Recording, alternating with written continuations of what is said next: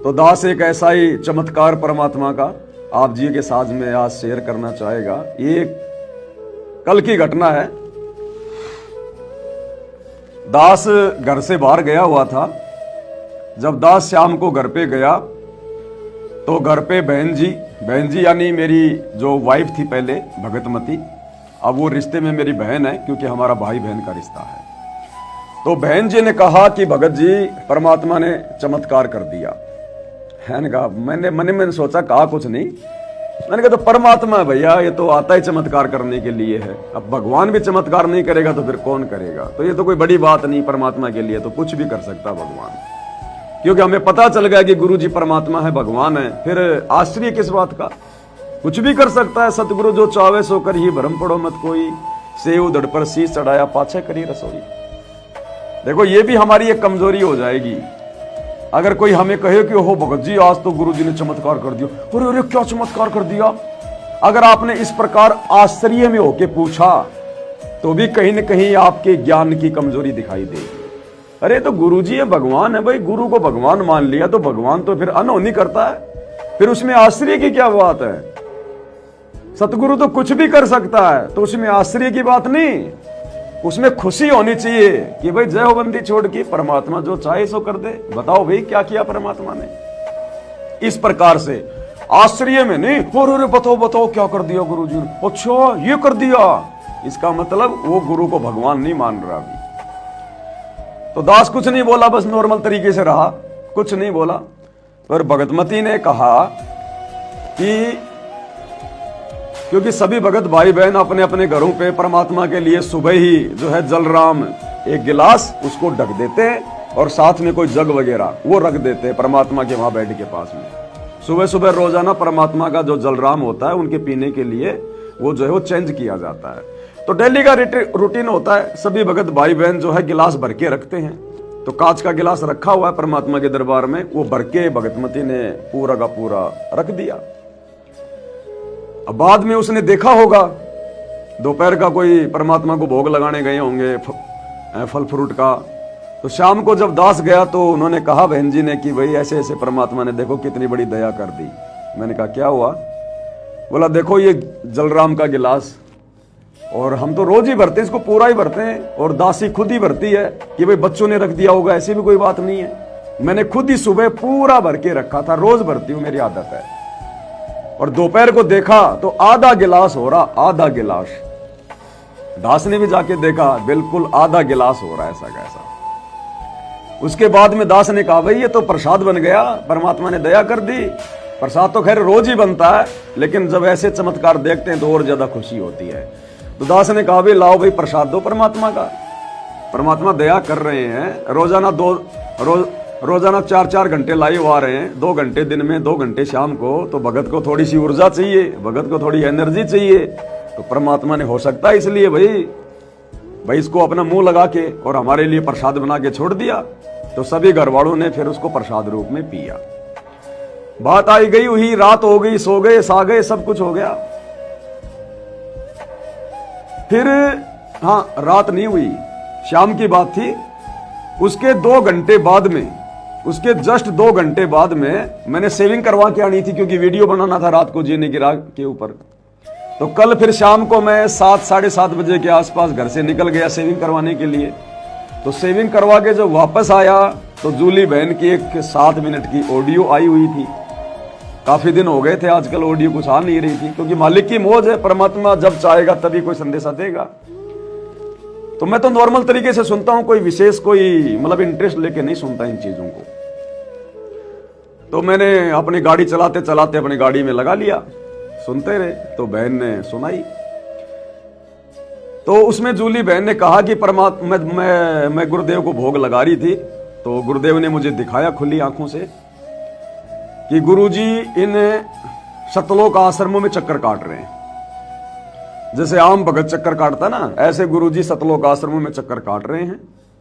और कोई भी वहां गुरुजी को बैठने के लिए नहीं कह रहा, कोई भी नहीं कह रहा। सब गुरुजी को ऐसे देख रहे हैं, बिल्कुल नॉर्मल तरीके से देख रहे हैं और आगे बढ़ रहे हैं, लड्डू जलेबी बर्फी खाने में मस्त हो रहे हैं। और गुरुजी थोड़ा जैसे मतलब जैसे थोड़ा वीक हो जाते हैं, थोड़ा सा कमजोर हो जाते हैं, जैसे कोई बीमार आदमी होता है, इस प्रकार से है। तो गुरुजी को कोई बैठने के लिए नहीं बोल रहा कोई। अब गुरुजी कह रहे बच्चों मुझे पानी तो पिला दो, बच्चों मुझे जलराम तो पिला दो, बच्चों मुझे पानी तो पिला दो। अब सब लोग देख रहे हैं लेकिन गुरुजी को कोई जलराम नहीं पिला रहा, कोई भी गुरुजी को पानी नहीं पिला रहा।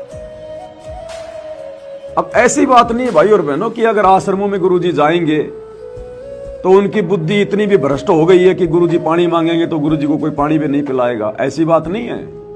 वो भी मालिक की आत्मा है, परमात्मा के बच्चे हैं, वो भी भगवान के लिए आश्रम में जा रहे हैं। लेकिन फर्क इतना है कि उनको ज्ञान नहीं है। वो भी अपने गुरुजी के लिए अपने खून का कतरा कतरा बहाने को तैयार हैं। जो आम भगत हैं वो, गुरुजी के परिवार की नहीं कह रहा, कोऑर्डिनेटरों की नहीं कह रहा मैं।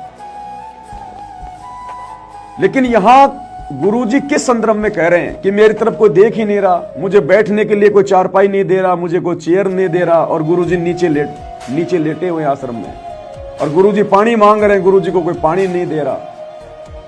तो गुरुजी के कहने का मतलब यह है कि बेटा ये मुझे परमात्मा मान के पानी नहीं पिला रहे, ये मुझे परमात्मा मान के आसन नहीं दे रहे। इन्होंने गुरुजी की फोटो तो ऊपर स्टेज पे लगा दी, इन आश्रमों में ये भोग लगा रहे हैं लड्डू जलेबी का, बर्फी का, लेकिन ये अपने गुरु को परमात्मा मान के भोग नहीं लगा रहे, परमात्मा मान के गुरु को पानी नहीं पिला रहे, परमात्मा मान के गुरु को आसन नहीं दे रहे। ये परमात्मा मान रहे हैं उस नकली कबीर को, दाढ़ी मूछ वाली नकली फोटो को। इन आश्रमों में जब ये भोग लगाते हैं पाठ प्रकाश का, तो ये उस नकली कबीर को कबीर मान के और ये पाठ प्रकाश ये शुरू करते हैं। ये जो आसन दिया जाता है ये उस नकली कबीर को भगवान मान के आसन पे बैठाया जाता है। इसलिए गुरुजी कह रहे थे कि बेटा मेरे को तो कोई भोग भी नहीं लगा रहा परमात्मा मान के, मुझे कोई पानी भी नहीं पिला रहा परमात्मा मान के, मुझे कोई बैठने के लिए आसन भी नहीं दे रहा परमात्मा मान के, इसलिए मैं नीचे, क्योंकि परमात्मा सूक्ष्म रूप में सारा खेल खेलते हैं। तो गुरुजी ने दिखाया कि गुरुजी उन आश्रमों में घूम रहे हैं, भाई परमात्मा के बच्चे हैं, परमात्मा तो जगत में भी घूमता है, जगत वाले भी उसी के बच्चे हैं, गधे कुत्ते सूअर भी उसी के बच्चे हैं, उनकी भी परमात्मा रक्षा करता है, उनकी सुरक्षा करता है, जैसे हाथी की परमात्मा ने मगरमच्छ से सुरक्षा की थी। तो आश्रमों में जाते हैं परमात्मा, सूक्ष्म रूप में घूमते हैं परमात्मा कि ये भोली आत्माएं फंस गई इन काल के दूतों के, मेरे परिवार वालों के, इन कोऑर्डिनेटरों के। तो मालिक तो घूमता ही रहता है। तो बहन को दिखाया कि परमात्मा घूम रहे हैं और परमात्मा आश्रम में नीचे लेटे हुए हैं, और कोई भी गुरुजी को बैठने के लिए चेयर नहीं दे रहा, क्योंकि गुरुजी को कोई परमात्मा नहीं मान रहा। अब परमात्मा नहीं मानेगा तो फिर वो बैठने के लिए ना उनको कोई आसन मिलेगा, ना खाने के लिए भोजन मिलेगा, ना उनको कोई जो है वो जलराम मिलेगा। तो गुरुजी कह रहे बच्चों कम से कम मुझे पानी तो पिला दो। अरे चलो तुम भगवान मान के भोग नहीं लगा रहे, दाढ़ी मूछ वाले को भगवान मान रहे हो, कम से कम अपने गुरु को भगवान मान के एक गिलास पानी का तो पिला दो। लेकिन कोई ध्यान नहीं दे रहा, सब गुरुजी की तरफ यूं देख देख के, जैसे कोई भिखारी पड़ा होता ना फुटपाथ पे और लोग आने जाने वाले उसको यूं देख के फिर आगे निकल जाते हैं, लोग ऐसे निकल रहे हैं। उसके बाद में जूली बहन को परमात्मा ने दिखाया कि फिर गुरुजी वहां से अंतर ध्यान हुए और जूली बहन ने कहा कि पवन भगत जी जहां पे आपने परमात्मा का जो दरबार लगा रखा है, जहां पे परमात्मा का बेड लगा हुआ है, वहां पे गुरुजी आ गए और आपके बेड के ऊपर आके गुरुजी लेट गए और वहां आके गुरुजी ने फिर जलराम पिया। तो कल दास की फिर आंखों में आंसू आ गए कि भाई ये तो परम सत्य है, ये पानी वैसे कम नहीं हो सकता। क्योंकि हमने तो चलो उसको मान लिया भाई मालिक है, मालिक की मौज है, मालिक की मर्जी है, परमात्मा ने जलराम भाई पी लिया होगा, मालिक अपने बच्चों का विश्वास बढ़ाते हैं, कोई बड़ी बात नहीं। बहुत सारे भक्तों के साथ में ऐसी जो घटनाएं होती हैं वो मतलब हो रही हैं। लेकिन उसका प्रमाण दिया फिर गुरुजी ने। 2 घंटे बाद ही जूली की ऑडियो आ गई। अब जूली को तो नहीं पता ना कि मेरी भक्तमती ने मुझे क्या बताया है, हमारे घर पे क्या हुआ है क्या नहीं हुआ, उसको तो नहीं पता बेचारी को। जस्ट 2 घंटे बाद उसकी ऑडियो आ गई कि मैं अभी अभी गुरुजी को भोग लगा रही थी, मुझे गुरुजी ने ये दिखाया। फिर गुरुजी पानी पीने के लिए आपके घर पे आए। तब फिर दास की आंखों में आंसू आए कि वो जलराम वो ऐसा वैसा जलराम नहीं था, परमात्मा भोग लगा के गए और आधा गिलास परमात्मा खाली करके गए हैं। फिर पूरे परिवार ने वो जलराम पिया परमात्मा का। उसके बाद में जूली बहन ने बताया फिर आप आए दौड़ के और आपने देखा कि परमात्मा के पैरों में छाले पड़े हुए हैं, नंगे पैर आए हैं। फिर आपने गर्म पानी किया, रुई का फव्वा लिया, परमात्मा के चरण वगैरह धोए, साफ किए। और दास ने कहा कि परमात्मा आप क्यों जाते हो उन आश्रमों में, जब आपको परमात्मा नहीं मानते हो, आपको भगवान ही नहीं मानते, आप क्यों गए थे आप उन आश्रमों में? ये आपका कुत्ता या आपका दास 24 घंटे आपकी सेवा में हाजिर है परमात्मा, अपने शरीर के खून का टपका आपके लिए बहाने को तैयार है, आप क्यों गए परमात्मा वहां पे? तो गुरु जी ने कहा कि बेटा मेरी मजबूरी है, मैं क्या करूं, मेरी आत्मा ही फंसी हुई है, इसलिए मुझे वहां जाना पड़ता है, उनकी भी मुझे देख रेख करनी पड़ती है। तो बहन की ऑडियो आई, मैं उनके मुख से आपको सुना देता हूं। कहने का मतलब भाई और बहनों, हमने हल्के में नहीं लेना, ये परमात्मा है। परमात्मा तो चाहता है कि मेरे प्रत्येक भगत के साथ में मैं बिल्कुल यूं प्रत्यक्ष में खड़ा रहूं और ये दुनिया देखे कि देखो बाबा रामपाल जेल में भी बैठा है और अपने भगत के साथ देखो यहां भी है। लेकिन मजबूरी है, अगर परमात्मा प्रत्यक्ष में चमत्कार करेंगे तो फिर भगत का मोक्ष नहीं हो पाएगा, फिर भगत ज्ञान आधार से आगे नहीं बढ़ पाएगा, फिर वो चमत्कार को ही देख के चलेगा फिर वो। इसलिए परमात्मा शांत हो जाते हैं। तो ये ऑडियो है, सुन लीजिएगा। बंदी छोड़ सतगुरु रामपाल जी भगवान जी की जय हो बंदी छोड़ की लौट कौन और की। सत्ताई भाई जी दासी परमात्मा जी की चरण सेवा कर रही थी तो मालिक जी ने दर्शन दिए, परमात्मा ने दिखाया। दासी थोड़ा उदास थी, सोच रही थी कि मतलब क्या हो रहा आश्रम में, समझ में नहीं कुछ आ रहा है। तो परमात्मा जी दास ने पूछा और बंदी छोड़ जय हो, बड़े दिनों में मालिक ने दर्शन दिए। तो परमात्मा कहते बेटा तेरी परीक्षा चल रही थी, हम ये देख रहे थे कि तू उस परीक्षा में पास होगी कि नहीं, तेरे मन में मेरे लिए क्या दोष आएगा कि नहीं। तो दासी बोली परमात्मा आपकी दया है। दासी तो सपने भी ऐसा नहीं सोचती, प्रार्थना करती है कि अगर ऐसा कभी हो तो मालिक इस शरीर से प्राण छुड़वा देना, पर कभी मन में दोष ना आए। मालिक जी ने दिखाया। दासी बोली परमात्मा सब क्या हो रहा आश्रम में, समझ में नहीं आ रहा। तो परमात्मा कह रहा है जैसे चिकने घड़े होते हैं ना, उनके ऊपर कितना भी पानी डालो उन्हें असर नहीं पड़ता, ये चिकने घड़े बन गए हैं, इन्हें तुम कितना भी समझाओ कुछ भी कर लो ये अपनी आदत से बाज नहीं आएंगे। दासी ने बोला कि हे मालिक जिस आश्रम में आपकी महिमा होनी चाहिए, गुणगान होना चाहिए, आपकी चर्चा होनी चाहिए, आपकी महिमा करनी चाहिए कि परमात्मा आपने क्या क्या किया, हम नीचों को कैसे दया की, किस तरह से अपनी शरण में दिया। उस जगह पे राम कथा चल रही, काल की कथा, जिस पाखंड से आप जी ने हम सबको बाहर निकाला और उसी में ये लोग घुस रहे हैं। तो परमात्मा हंसने लगे, कहने लगे, परमात्मा ने दिखाया धोती कुर्ता पहने एक खटिया पड़ी उधर बैठे हैं, जैसे राजा महाराजा लोग बैठते ना इसी तरह से।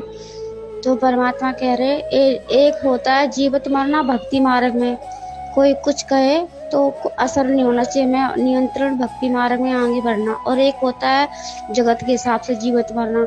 ये लोग है ना काल की भक्ति में जीवित मर रहे हैं, हम इन्हें इतना समझा रहे, पवन बेटा इतना समझा रहा, फिर इनके जून नहीं रिंग रही क्योंकि ये जीवित मर चुके हैं। ये इतने माया में अंधे हो चुके हैं कि अपने भगवान को, अपने गुरु को, अपने बाप को सब भूल गए, बस ये उस माया के दलदल में घुसते चले जा रहे हैं। फिर दासिन का परमात्मा जी बहनें भी दोस्त बोलती हैं, तो परमात्मा हंसने लगे, कह रहे मंद बुद्धि प्राणी हैं। तो दासिन का परमात्मा क्षमा करना, आप तो जानी जान अंतर्यामी है, सब कुछ जानते हैं, आपको तो सब पता है, आपके हृदय, सबके हृदय के आप जानते हो, फिर भी दासी का मन करता है आपसे बात करने के लिए, इसलिए दासी ऐसा बोल रही है। तो परमात्मा हंस रहे, दासी के सर पे हाथ फेरा, हंसने लगे।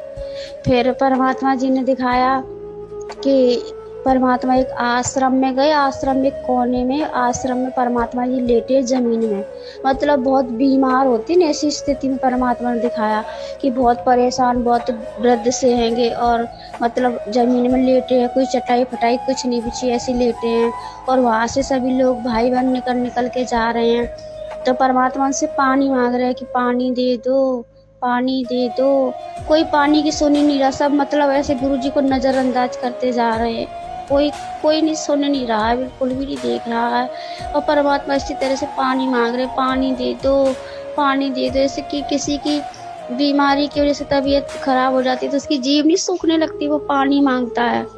इसी तरह से बंदी छोड़ सबसे पानी मांग रहा है। कुछ लोग तो उनकी तरफ देख लेते हैं, इग्नोर कर देते और आगे बढ़ जाते हैं। आगे अब्राहम सुल्तान की वो फिल्म चलाई जा रही है और राम कथा, उसी में सब मस्त है, गुरुजी की तरफ कोई ध्यान नहीं दे रहा। गुरुजी ऐसे करते करते बहुत बार पानी मांगा, किसी ने पानी नहीं दिया उनको, परमात्मा जी को। फिर वो अंतर्धान हुए और आप जी के घर पे आप जी के जो बेड परमात्मा जी के लिए लगा रखा, उस बेड पे विश्राम करने के लिए बैठ गए। परमात्मा के पैरों में छाले पड़ गए, ऐसे बड़े बड़े छाले पड़े हैं बहुत ज़्यादा। तो आप जैसे देखे आप दौड़ के भागे और आप है ना रोने लगे हो, परमात्मा के चरणों से लिपट के, हे बताता ये क्या हुआ है मालिक, ये क्या हुआ। परमात्मा जी मतलब ऐसी अवस्था में कि वो बैठ उठ नहीं सकते, ऐसा दिखा रहे वो तो मालिक हैं, वो उन्हें क्या हो सकता। फिर आप दौड़ करके परमात्मा के चरणों को दंडवत प्रणाम किया और दौड़ करके पानी गर्म करके लाए, गुनगुना गुनगुना पानी है, नमक डालकर उसमें रुई का खोआ डालकर लाए हो। उससे परमात्मा के चरणों को धो रहे हो, ऐसे ऐसे सेक रहे हो। परमात्मा जी खूब रो रहे हैं। फिर रोते रोते परमात्मा जी हंसने लगे। तो आप जी को एकदम झटका सा लगा है। तो मतलब जैसे कि परमात्मा कथा सुनाते थे अजामिल की जैसे अजामिल खत्म हो गया फिर जिंदा हो गया, पर जो कष्ट उसकी औरत सह सकी थी, खुशी तो उसको हुई कि उसका पति जिंदा हो गया, पर वो महसूस जो कर चुकी थी वो नहीं भूल पा रही थी। इसी तरह से आप जी मतलब परमात्मा जब हंसने लगे तो आप जी खुश तो हुए, पर अंदर से जो आत्मा झकझोर चुकी थी, जो मालिक की इस स्थिति को देख के आप उससे उभर नहीं पा रहे थे। और परमात्मा फिर हंस रहे थे। परमात्मा कह रहे थे बेटा ये सब हमारी लीला थी, हम देख रहे थे। तो आप जी कह रहे मालिक आप आश्रम में गए क्यों थे? आपका कुत्ता, आपका दास, आपका नौकर, आपका बेटा आपके चरणों में हर पल हाजिर है मालिक, आप दया करते आप वहाँ क्यों गए? परमात्मा कह रहे थे बेटा इसलिए गया था, इसलिए हम वहाँ पे चक्कर लगाते रहते, हो सकता कोई इस अंधेरे कुआं से बाहर निकल के आए तो हम उसको ले आए, पर बेटा वो उसी रंग में रंग गए। फिर परमात्मा रोने लगे। परमात्मा कह रहे हमने इतनी साल इनको ज्ञान दिया, सब कुछ सिखाया सुनाया, पर इनके कोई असर नहीं पड़ा बेटा, ये हमारे नहीं है। जैसे बाग का माली होता है तो उस बाग के फूल को कोई तोड़ नहीं सकता, अगर तोड़ेगा तो माली से पूछ के तोड़ेगा, माली कहेगा तो तोड़ लेगा, नहीं किसी की हिम्मत नहीं कि कोई बाग के फूल को तोड़ सके। इसी तरह ये मैनेजमेंट वाले का अब माली नहीं है, तो ये है ना बाग उजड़ गया, इसकी मर्जी जो जिसका मना है वो करो, कोई मतलब नहीं है। और सत्सेवकों का माली है आपका गुरु, आपका परमात्मा, उसे कोई छू नहीं सकता, उसे कोई हानि नहीं पहुंचा सकता। इसी तरह समाश्रम में जाते, क्योंकि जो दास ने बाग लगाया था वो खराब हो चुका, माली हर कोशिश करता है अपने बाग को संभालने की, जी जान लगा देता है, तरह तरह की दवाई तरह तरह की चीज़ लाता है कि मतलब ये बाग हरा भरा हो जाए। जब वो नहीं होता हरा भरा तो माली उसे पे छोड़ देता है, उसे लगता है कि अब ये सुधरने वाला नहीं, इतनी मेहनत क्यों करे, फिर वो नया बाग लगाता है दूसरा।